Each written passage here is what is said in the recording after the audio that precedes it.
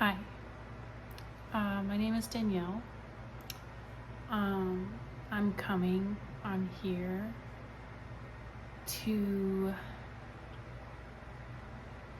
explain the gospel of Jesus Christ to those who are curious, are wondering, want to believe, but they're just like,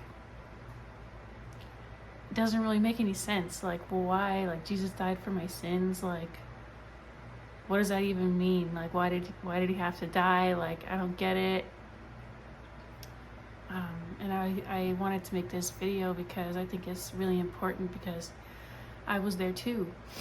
My sister had come to faith, and I was going through my own things, which maybe a testimony video will come later,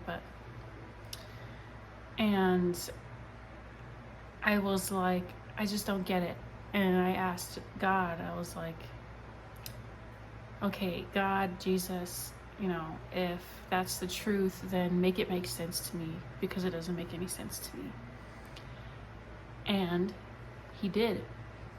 Just supernaturally in my brain, in my mind, things just started making sense and clicking, and everything just fell together, and I was like, wow.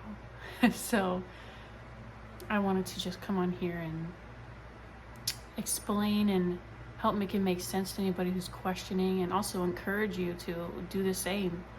Ask God, ask Jesus, like, if this is the truth, make it make sense to me, or encounter me, because if you ask, God will answer you, and he will make himself known to you. So I encourage you to do that. One of the simplest ways that I can make it make sense is it's actually an analogy coming from the YouTuber Ray Comfort, so God made his 10 commandments. That's the moral law, and all of us, every single one of us, has broken his moral law. And so just as if you break the law on earth, you will stand before a judge, and they will judge you based on what you've done. So if you've committed murder or stolen something or whatever, a good judge will hold you accountable for that. You can tell them, but judge, I'm a good person. Like, the good outweighs the bad. Like, I donated to this charity, and I did all this stuff, and so my murder, my stealing, like, you can just, it outweighs it, so like, it's fine. Well, a good judge would say, well, no, it's really nice that you did those good things, but I still need to hold you accountable for the murder that you committed, or the thing that you stole, the TV that you stole, or whatever it is. And so just like God, it's just like God. He's going to hold us accountable for our wrongdoings, our sin, and we may not think that we have sinned. We may downplay what God considers to be sin and say, well, that's not really that bad. But God is a holy God, and his standards are much higher than ours, as I would hope that they would be, being God, that his moral standards would be much higher than ours as humans, because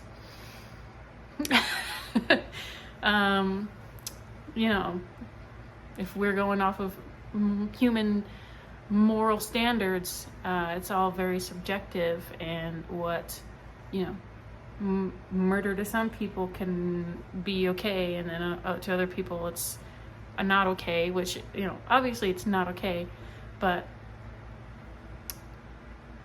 I would hope that the God, the holy and righteous God of all the earth and the universe, has much higher moral standards than any human could come up with.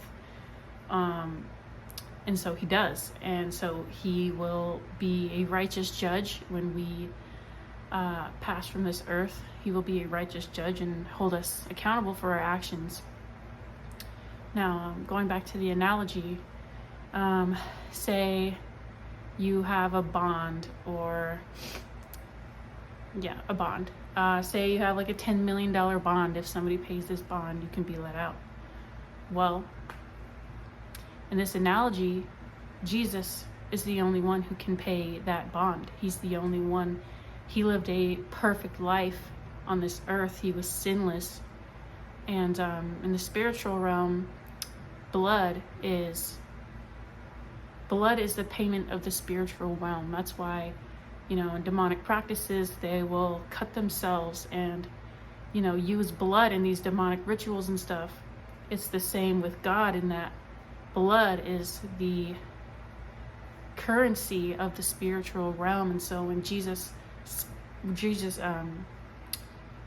shed his blood, and he went through excruciating, horrible pain, beating, scourging, and he bled out his blood. It paid that price. It paid our bond to get out of jail, to not go to hell, because we all choose hell with all of our actions. We all choose to separate ourselves from God.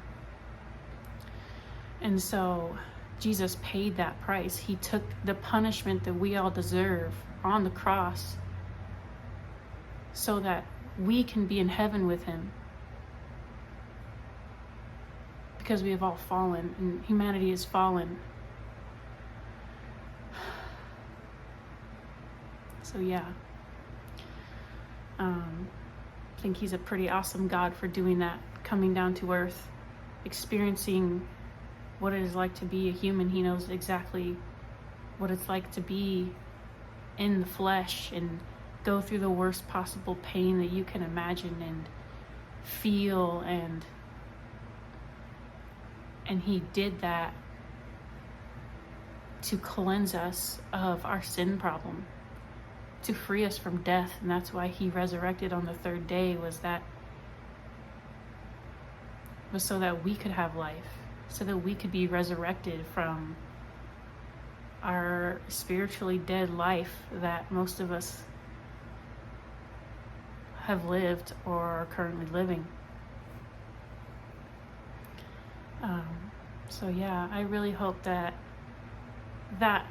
makes it clear to anybody who's wondering, or anybody who wants clarity, and anybody who's curious about Jesus or God or the gospel, or teetering. I know what has happened with Charlie Kirk last week is bringing a lot of people back to God and back to church and back to Jesus, and I think that's really amazing. And so I feel like God has called me, now that so many people are making their way back and choosing the side of goodness and not of evil. I feel he's called me to put this message out there so that people who are wondering can have some understanding, who can have some questions answered. And if anybody does have any more questions, I'd be happy to do my best to answer them in the comments for whoever sees this. This is my first video I'm ever putting out, so I don't even know if anybody will see this, but I hope that they do. I hope and pray that this comes across whoever feed needs to see this, whoever needs to hear this message. And I pray that the message of the gospel, the good news, that's what gospel means, is the good news, that Jesus died so that we can live, reaches every pair of ears that it needs to hear. And I just pray that God blesses you all, and you all have a wonderful day. Thank you. Bye. I just wanted to make a quick caveat to what I said a minute ago about the demonic rituals. That's not to equate the demonic to God, for God is far above the demonic, and the demonic copycats God. And that was just making the point that blood is the currency of the spiritual realm. So I just want to make that clear, that I was not trying to equate demonic rituals to Christ's sacrifice. The demonic tries to counterfeit God and Christ, and that's why they do such rituals. And we can make a whole video about the counterfeit of Satan, but we will not going to be doing that right now. But I just wanted to say that, not to equate those two things. So yeah, thank you. Bye.